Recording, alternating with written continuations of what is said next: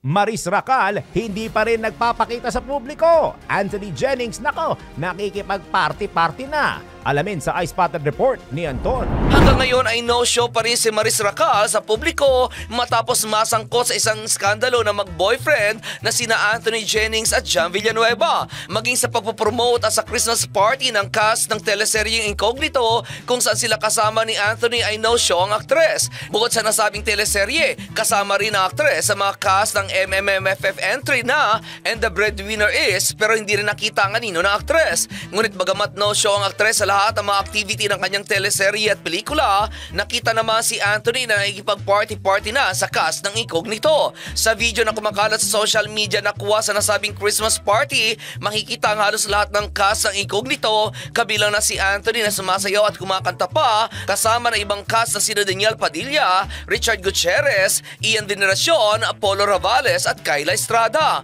Dahil dito kung kaya't nagtatanong ang publiko kung pinagbawalan muna ang aktres na makipagkita kay Anthony dahil pilit na isinasalba ng ABS-CBN ang karir nito. Samantala, bukas naman kami para sa panig ng mga nabanggit. At iyan aking balitang showbiz para sa impilang metodong lakas, DWIZ. Ako si Anton, nagbabalita ng tama, naglilingkod ng tama.